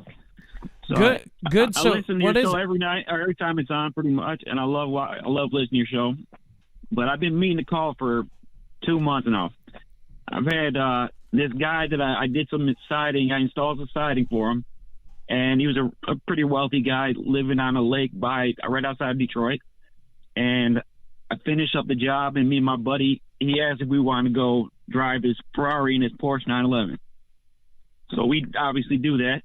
I go drive around his Porsche 911 and his Ferrari, and we get back to his house, and I'm just talking to him and having a decent conversation. He hands me a beer, and he starts I asked him what he does. He says to me that he's an IT tech guy. Like he writes and he turns for like the firewalls for the banks and for schools in Detroit. And he said that when the only thing that he is concerned with is these people keep hacking in to the bank system, the hospital, which is pertinent right now, obviously. But they keep hacking in, and this guy and his people keep pushing them out. And he tells me, get your water around, make sure you have a generator, your stuff, because once they get in, they're going to shut the whole system down and basically just prep right now. He's thinking before the end of this winter. So and and this is professional IT guy. So did they say who the bad guys are? He said they were from there's a couple African countries that keep hacking into our systems, but then he said that it's mostly Middle Eastern countries. Huh. So who knows what's actually going on? But he told me, in his own opinion, what he preps for is making sure he has food, water, the basic essentials. He said it'll probably, if they do shut it down, it'll probably only be for a couple months, but it'll be shut down and everybody will flip off. Oh, I think So if I've been wanting to call for like 2 months now to say that. Then every time I go to call, I'm like, oh man, I get all nervous and stupid. Well, now, do you believe this gentleman? Yes, I believe him 100%. What have you done anything to protect yourself and prepare? Has that changed your mind on a little on some of this? I prep, you know, I mean, I keep supplies and stuff going, and I always pick up a little rice here and there and the stuff that I need for my family. But yeah, I mean, I do what I can. But I mean, if that actually happens, it's craziness. Well, and then after, you know, last couple weeks, they've been talking about this hack. In the last month or so, they've been talking about this hack that was happening. And to me, that's the same thing, you know, right? Well, now it's kind of confirmed, not, but it looks like that's it. It's confirmed for you. Basically, now that you're hearing about the official news that we are indeed being hacked. Exactly. It makes sense. Those hospitals, the hospitals that he's helping, there's more than what's being publicly talked about. The big ones that are being talked about are the ones that affected people to the point where they told local news, my surgery got moved because they couldn't see me. They said we got hacked. It's when nurses or doctors or bankers make a mistake and tell their friend and say, oh, we shut down today because of a hack. That gets them in trouble because then people end up telling the news. There's been a lot more attacks than what people know. My wife is a nurse too, and she works in Pontiac, and she said they've been doing drills too. You know, I mean, like what would they do if the hospital gets shut down on power? And obviously during this coronavirus stuff is crazy. Thank you, by the way. Thank you for catching yourself. Well, so yeah, sorry about that. No, well, thank you for the information. Again, if possible, on the inside, I'm seeing these people getting sick. Like, this is real, you know. I mean, people are really getting sick. For those people that think people aren't getting sick, and this is a minuscule thing, people are dying every single day over this. No, so, I don't blame you for correcting that. So, is there any way that your friend would talk to us, or is this somebody that wouldn't? Do you think that he would be willing to talk on the phone? I have no idea. I only knew him for about a week, but I talked to him every day. I was working on his job, and he was a cool guy. He always offered me, you know, beer and pizza or whatever it is. So, I mean, I'm not, like, best friends with him. I have his phone number, but I don't know what he'd say if I called him up. He'd probably say, I don't want to talk to you. I wouldn't ask you to do that, especially if it was a work thing. And that'd be weird for me to do that. No. No, thank you for letting me know the kind of relationship. I've been thinking about that for months, yeah. That's scary. And you know he's off put. Were you in his home, by the way? I was in his home, yes. I just got done driving his Ferrari, and I walked up and sat down, had a beer, and he starts telling me, I asked him what he does for a living. He says, oh, well, I work for building the firewalls for the banks, the schools, you know, all the hospitals. And then he just kind of, I'm a conspiracy kind of guy, so immediately I'm like, what's going on? And he just started explaining. It took about half hour, the whole conversation. It was a crazy conversation. You know, I mean, I was kind of shaky after I got done talking. I'm like, oh my God, what is going on? Is it real? Well, and that's why I asked you if he was at home, because when people are at home and you've got somebody work on your house, obviously, one, you've got people now in your home, and then all of a sudden, if it does click, you treat them like friends. They're in your home. You start opening up. There's walls there that wouldn't. If you were working on his desk at work, he wouldn't open up like that. But you're in his living room, and he starts talking to you. You guys are having a beer. He's like, "Do you want to drive the Ferrari?" And then ends up telling you stuff that he probably shouldn't have told you. So, and I get my employee, the other guy that works with me, he was there to hear the whole conversation too. Well, hey, thanks for the heads up. And seriously, every little piece to the puzzle matters. I appreciate your call. Yeah, so everybody, this is real. This is real, and be scared, I guess. Be prepared. Because something bad's coming. Well, Justin. In my opinion. Justin, thank you so much for your call tonight. And yes, again. All right, thanks. I love the show, guys. Thank you for the heads up. For sure. Grand Maravan, thank you. Well, I hope I'm not. I hope I'm not right. Moody Mom, thank you so much. Number one, but not to forget, Cat Zoom, equivalent of 6 Ninja Guineas, like a crazy person. Thank you, Cat Zoom, but thank you for supporting independent. Thank you for supporting journalism. Johnson, thank you. You are always on that leaderboard, and I just can't say enough thank you. You've literally been on that leaderboard. I mean, there's only a few of you. Kelly2334, Tower Bear, Johnson. You three are always on there. Thank you guys. Thank you. I mean, if there's not if there wasn't regular supporters of the show, I don't know if we would be able to do the stuff that we do. Thank you guys. Let's see here. Amy R., I miss you. I call you out every show no matter what. I just hope, though, when people do end up donating, or if they donate on a regular basis, the thing I get bugged by is if they feel like they have to every show. You don't have to any show. So I just hope people don't miss out on shows because I hope you guys don't make it to where people get a a reputation for doing that, because then I end up losing somebody because they don't want people to go, oh, you didn't donate tonight or something. Don't do that. Please, doesn't matter if you ever donate. You are always welcome here. Especially the people that have been here 3 years, you guys know. I never cared about that. We used to have chats. I do feel for the people that go, oh, now it looks all fancy and this and that. The reason it does that is so we can reach out to new viewers and grab the attention. And sadly, people's attention does have to be grabbed. Somebody made a comment the other day, oh, the fancy colors and this and that and nice camera. Mind you, I literally saved up while I was still working my 2 jobs to get this camera, along with what my first 3 ad revenue checks from YouTube, which they weren't much. So again, and if you get good gear in the first place, it lasts a long time. So again, thank you guys all for your support. Thank you for everything. But again, we're trying to reach out to new people. We're trying to get our groups going again. I appreciate everybody that's been here. Thanks for praying for my ex-husband, still on ventilator. Yakstar, I'm so sorry to hear that. Truth Hurts. Yes, Nanas. What's going on? Lemon Essence.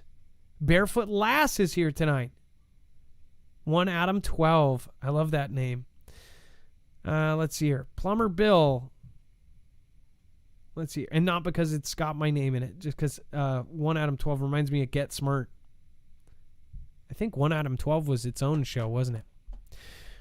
All right. Let's get the next caller on Dex. Again, before we get over to this, let's see here. It looks like we have another first-time caller, Jahan. Jahan, you're live on Marfoogle News. Hey, bud, how's it going? How are you, Jahan? So you got some tips for us? Not too bad. Getting ready to go into work. All right, sweet. Well, you've got the mic. Yeah, I just got a couple preps. Well, I got a few that I don't see anyone doing, but I don't have much time, so I just figured I'd give you 2. One is everyone has an old smartphone laying around. You know, you got one, doesn't have service, right? You hook that up to Wi-Fi, download whatever YouTube videos, whatever videos you want, instructional videos on how to garden, how to hunt, how to do whatever. If you don't have time to learn those skills, then you could put that in a Faraday bag.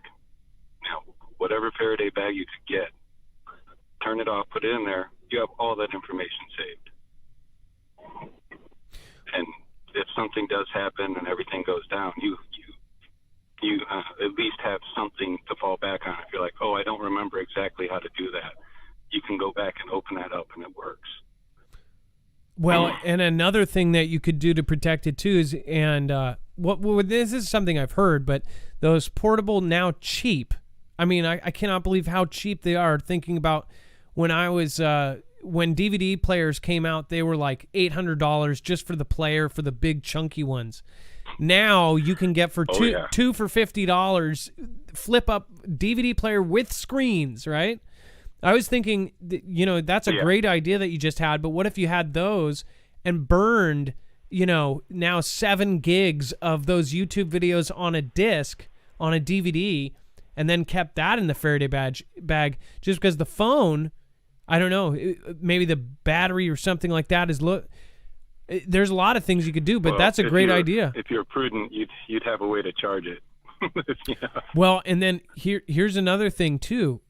My wife, I've been trying to get my wife to come on and talk about it because she taught herself on YouTube how to crochet. Right now, my suggestion is that you learn all the things. My wife did that too. And well, think about this. As long as you have yarn in a garage, a yarn and 2 needles, you have yourself new clothes. Think about that. Yep. When there's no stores, when there's no nothing, if you have yarn and 2 needles, you have clothes. And no one can take that skill away from you once you've learned. So I love your idea, and specifically for stuff like crocheting or making your own clothes or knitting, that's something that, you're going to have nothing but time once the power goes out. Yeah. Well, I'm big on skills. I've been in the trades for 20 years, so I have many skills. But I keep all that stuff backed up for a reference in case it's like, oh, I forgot how to do this at this step. I could go back and look. Well, and you're completely right. You can completely teach yourself off of YouTube. My wife does beautiful stuff now, and she did not know the first thing about it when she started watching videos. So that is the power of the good part about YouTube, about learning things and skills. Oh, yeah. So it's pretty amazing. And then what was your other? I think you have another tip here, though, as well, right? I got one more. So I keep myself in decent shape, But one of the things I do is I take supplements, and I take, you can order them online. I'm used to going into a store like GNC or whatever store you're going to go into, and they'll give you samples of things. For instance, like protein shakes, individually wrapped, single serving protein shakes. You can keep those in your emergency bag. You can keep them so they're light, they don't weigh much, and it's like, well, you have water, but now you have a source of nutrients. Something that's really good for your body, and they're free. You don't have to spend any money on it because they'll give them to you. They have them behind the counter. No, you're absolutely. All you gotta do is ask. You're absolutely right. And so another thing too, who do you follow? Do you have 3 prepper YouTubers that you would like to suggest to people? That's another thing that you sometimes. I don't discover people, and then randomly they'll pop up, and I'm like, how have I not discovered this person yet? Do you have 3 suggestions, or? Ooh, that's rough, man. There's so many. The big one I like the most is probably Canadian Prepper. I watch him a lot because he takes things from a different angle. He's very thorough on his explanations, and he speaks clearly, which is important because you got a lot of people that don't speak clearly, and if someone doesn't speak clearly, man, I can't listen to them. It doesn't matter what they're selling. I agree with that as well. And then another one is Full Spectrum Survival. I listen to them a lot. They put out a lot of news, but they also, if you're a Patreon, they give you survival cards every month, which are great. I think it's great what they're doing. And so many of them have gone dead too. They're dead channels. They're not out there anymore because there's only so much information you could put out. But probably Dave Canterbury with Self-Reliance Outfitters over in Ohio. He's real good too because he's, like I said, speaks thoroughly, clearly, and he's real big into trapping, which is minimal effort, maximum reward. So what we'll do is we'll go back through, and it will take us a minute to probably find them all. But what we'll do is we'll try to put some of those on your call on the website. So okay. I'll help with Dex. I'll help Dex with that after the show. I really appreciate you calling in tonight. And Jahan, it's your first time call. I hope it's not your last. If you think of anything more, please call in. Okay. I have more, but I'm getting ready to go into work, and they're a little more intricate. Because, like I said, I've worked in the trades for over 20 years. I like to tell everyone who's, hesitant about the EMP protection, those work. I'm an electrician. That's what I went to school for. They're not 100%. Nothing's 100%, but it's better than, nothing.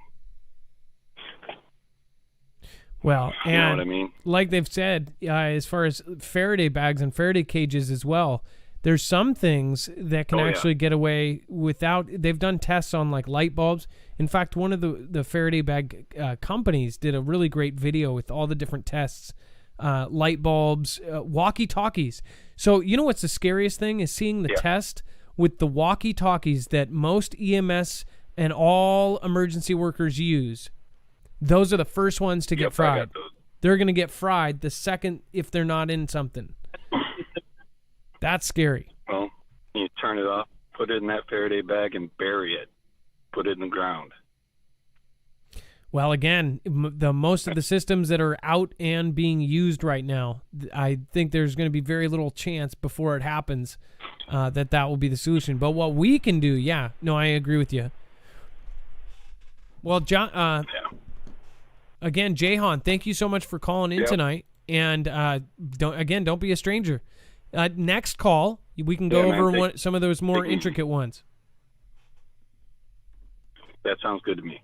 All right. Thank you, Jahan. You have a great night. Let's see here. That was Jahan from Indiana. Again, I'll try to get some of those suggestions on there.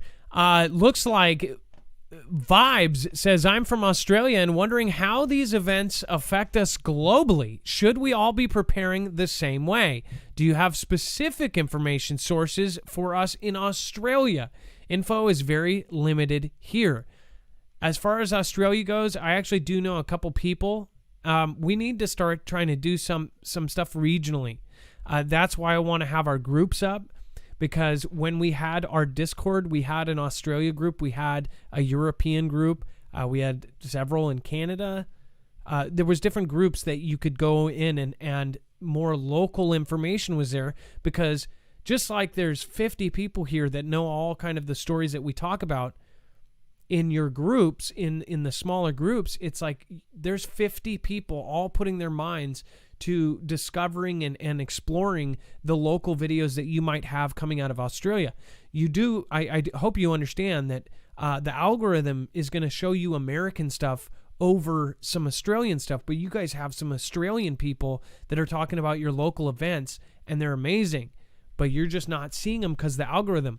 I'd highly suggest searching the keywords and then go into the filter and try to find stuff that's in your or even go to VPN or block certain countries or something, because that's a really good question. That, in fact, that's going to trigger me to try to go in and change things, because I would hope that we would have information for you guys as well. I've never been to Australia. I don't know. I'll just be honest with you. That kind of makes me think like that's an opportunity for us to expand. That's incredible. Leanne S. says, call upon the Lord while he is near. Today is the day of salvation. Please accept Jesus as your Lord and Savior today. God bless you all. Thank you, Adam, for what you do. Thank you, Leanne S. I appreciate that so much. Thank you for your multiple pop-ins this week. Seriously, thank you. It is appreciated. April Yakzen. Let's see here. April Yakson says, hey, Yakstar here. Dex and Mods truly are a blessing. Thank you to everyone who have been praying for ex-husband on ventilator. 36 days now, showing small improvements. Family wants him to meet his first granddaughter. April, I hope we continue to pray for April and again, her ex-husband. That is really, really rough. I was just reading the story about that fitness guru that had cardiac embolism or something while he had the thing, and it was just horrible. And then we've got Grim Reaper says, dark times coming. Thank you for all that you do. Thank you, Grim Reaper. I appreciate that. Love how you did your name, too. Let's see here. Backwoods Ingenuity. Make a plan, fam. If things kick off next week or tomorrow, Are you and your family ready? Plan A, B, and C redundancy. Live free, travel light, and work hard. We've got Larry Sorties Hill saying nothing, but thank you for the support. S. Nort says, thank you, Marf. I'm trying to subdue my fear. I hope you are. And S. Nort, you know you've been around a long time. There's no place for it. You got to just be mentally prepared and spiritually prepared for anything and everything, and just take it day by day. GoPro Chicken, also been here a long time, says coffee time. It's always 5 a.m. somewhere. Cheers and thanks for getting us ready. Then we have Bonnie Whitehead, says keep prepped up. Thank you. Kimmit, Prepper Nurse 1 just posted a 2-minute video asking what's wrong with the moon extra large with large halo. I don't know. We'll put it on in a second. If you guys haven't checked out Prepper Nurse 1, he's awesome. Josh Kemp, vandals cut internet in Arizona, Oklahoma, Florida simultaneously. Josh Kemp, thank you for pointing that out. If we don't have you guys reaching out and grabbing stories like this, we wouldn't know about them, because they're not gonna talk about this. Let me see here. I actually wanted to go to that. Vandals, quote, vandals cut internet in Arizona, or in AZ, Oklahoma, and Florida simultaneously on February 25th, 2015. Also, the Shoutra also puts me in a good mood. Thank you, Adam and Dex. Thank you. That's awesome. I appreciate it. May, huge support tonight. Hello, Adam, Dex, and Foogle fam. Still here. Kiddo still struggling and on 2 inhalers since March. Staying prepped and prayed up. Usually watching replays on YouTube. And D-Live. Thanks. Great shows considering all the stuff going on. Thank you. Seriously. May, I appreciate you popping in, even if it's once a month, once a year. Doesn't matter to me. I remember you, and I'm very thankful you've been here almost 3 years. Jay Thomas, an ex-32 Mason or ex-32nd Freemason who became a Christian, said that they planned to put a really bad bug in our agua. Probably Martyrsburg Super. Okay, so Jay Thomas, that's exactly what that Doomsday article is about. Not just the E, but that other one, Marsburg. That's really weird you said that. Lisa K, I had to save a while, but have EMP Shield on house and car. I work far from home. Peace of mind. God bless each and every one of you. So Lisa K saved up for it. She sat there and just a little at a time put it away for EMP protection. That's incredibly smart. I had to do it before we worked with. There's a lot of things that you should just honestly, like I said, go through somebody else if you don't like us. I bet you there's a couple trolls out there that are one of the 100 negative thumbs down that have them, and they go to somebody else. That doesn't matter. Just go do it. Bill I. Breckenridge says, fight on our knees. God loves the aroma of our prayers. We war not against flesh and blood. Love you, Foogle fam. Thank you, Adam, Dex, and Mods for doing the Lord's work. Thank you, Bill I. Breckenridge, and thank you for following us and being here the whole time. Black Gold, the U.S. dollar will crash starting 1/20/21, according to Black Gold. If you have anything, send it to us. DM me. Christian Moore, to all my unmet fam. All are welcome at my cabin. Doors open to shoot the... I'll cook. Bless you. And had snow this morning in Sunland, California. Beautiful. Snow in California? What in the heck? Again, just crazy weather. Survival Living. Dude, we got our first EMP Shield through you a while back. Very good investment, and I highly recommend everyone get this and help support Adam with their code. Get ready. It's coming. Well, actually, Survival Living... Now you got to start using your code. So I hope people end up going over and supporting Survival Living. That's another option too. Go over and support Survival Living and get it. Keith and Queen Brat. Hope has 2 brothers, courage and faith. Because when hope gets beat, courage steps up. And when hope feels weak, faith takes over. Never lose hope. Much love. GBY. Thank you all, guys. I seriously appreciate all the support tonight. And I apologize for not getting to a lot of them while they happened. But again, I think tonight's episode was extremely important. You got to read between the lines sometimes. I understand that, but again, it's for the best of all of us, so we can stay around. Enchanted Bayou, that Chowky Gal, 37 Smokes. We have one more article, and we always try to leave on a good note. Dex, can you read? Absolutely. Okay, retired couple make 1,400 toys for children in need this Christmas. Yeah, what a story. I mean, imagine that. So anyone who believes Christmas comes but once a year has obviously never met Mike and Judy Sullivan. The couple who recently celebrated their 50th wedding anniversary spend most days making toys in the workshop of their Desert Hot Springs, California home. Then they donate to local charities each holiday season. So when Mike, a 72-year-old, 26-year Army vet, retired, he and Judy signed up for a woodworking club. It started as a hobby, but after witnessing the Yuletide happiness their handmade playthings brought to local families, it became their new vocation. 7 years on, the pair continues to churn out toys at a pace that would give Santa's elves a run for their money. Mike is in charge of toy production while Judy handles decorations and quality control. Their 15 grandchildren and 4 great-grandchildren serve as testers. I'm sure they enjoy that job. And focus group. Mike Sullivan's love for woodworking is something of a family tradition. Sullivan grew up in Montana. His dad was a miner. The family didn't have a lot of money, but both his elder brothers were carpenters, so many of the Christmas presents he received as a child were homemade. Most of the things I got were handmade toys. They were wonderful toys. I know how much I enjoyed them and just hope that the kids get them now, still do the same, he told CNN. This year, the pandemic meant that many families didn't have funds to cover non-essentials, which made Sullivan's mission more important than ever. So Mike and Judy embraced the challenge of creating and distributing close to 1,400 toys. That includes animal figures, puzzles, trucks, just to name a few. CV-19 also meant that they had to be mindful of social distancing and masking and scheduling, but the couple persevered through it. So great story. I just can't imagine hand making 1,400 toys in the season, but what a great they're thing Santa. This couple did. Yeah, they've got another job. They could probably go to the North Pole and sign up right now. So again, I love when you help out. You are always so skilled, and I just appreciate it. Again, anytime I have a cord coming loose or something, Dex, you always fill in just great.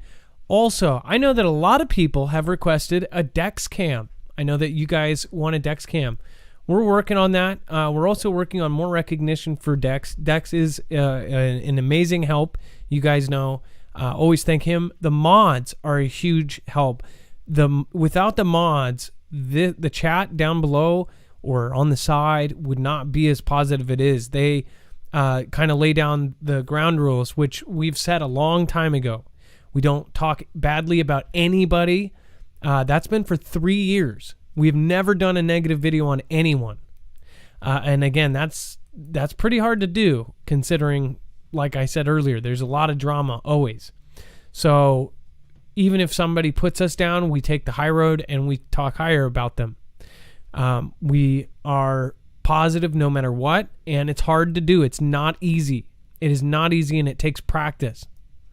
Again, it's really hard to be nice, to say the least. Dex, you know.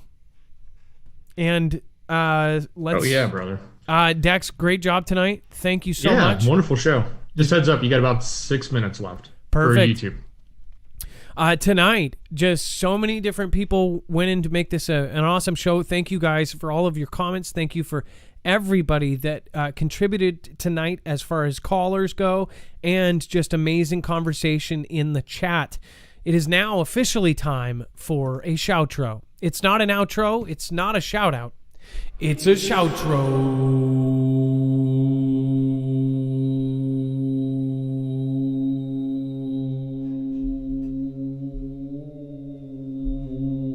There's the button, but it's not working.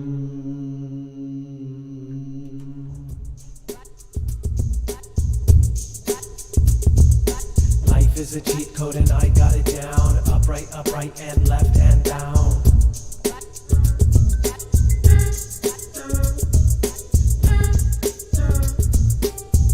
Upright, and left and down.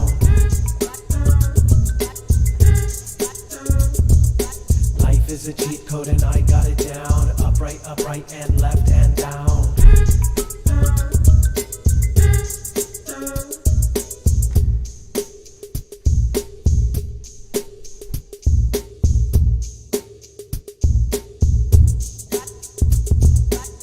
Is a cheat code and I got it down. Upright, and left and down. Life is a cheat code and I got it down. Upright, and left. A big and down. shout out to Susan Donahue. Hashtag Team Humanity. Life is a cheat code and I got it down. Upright, and left and down. Holy moly. Gone Girl 777 PRS says, hello Adam, Dex, Mods, and Foogle fam. D Live chat won't work. I just wanted to say hello and I love you all. I need to go to sleep. I love you guys and gals. Hashtag Foogle fam. Hashtag soul safe. By the way, Gone Girl, I saw your picture and probably nobody else noticed, but I did. You had a Marfoogle News mug out in the woods. That was my favorite picture of the day. That's why I retweeted it. So thank you. And thank you everybody else that has done so. Leah, I reposted your picture as well. You actually had an even older mug. So thank you. Josh Kemp, thank you. Kermit, thank you. Kimmit, thank you. Check it out.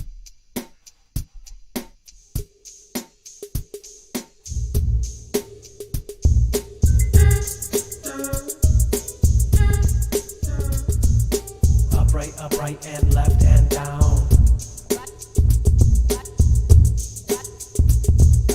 Life is a cheat code and I got it down. T308. And left and down. Thank you, T308, for gifting Morphia badges. Samadaskin, 51, thank you for following.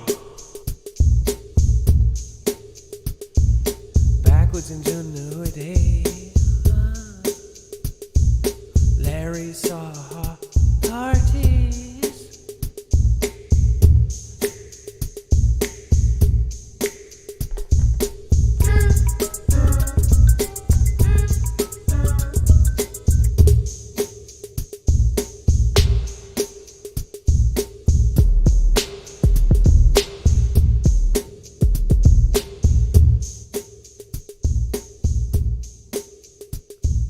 Backwards ingenuity and Larry sorties. That's Snort and everybody knows of me. Hey, Gas Electric, Priscilla RT308, and the truth hurts. Gotta bring it out with the big zigwah. Bring it right back with the Priscilla. Sunny on the beach, girl with the gem. AMS Ashley and Mr. Ben. Hey, Big Shot Ben, thanks for the barefoot lass. Gotta go get some class with the gas. Electric, yeah, with the Matrix. Matrix 45. Bring it right back, now we ride. Life is a cheat code and I got it down. Upright, and left and down. Life is a cheat code and I got it down. Upright, and left and down. Life is a cheat code and I got it down. With the respiratory Jane in the world news. Stony McStone and everybody do what they wanna do with the hexagon of peach. Bring it right back and I gotta get a leech off of my back with the Jemmy Cogs. Missing guys when no watching replays. And I repause and I do that. I go back with the Bobby D and Dog back. Oh, be the new objects.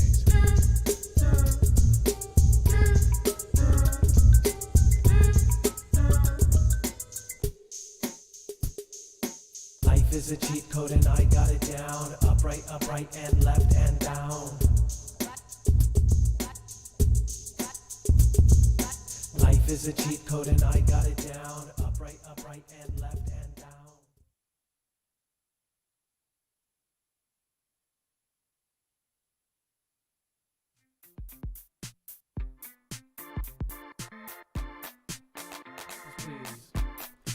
see your papers, please?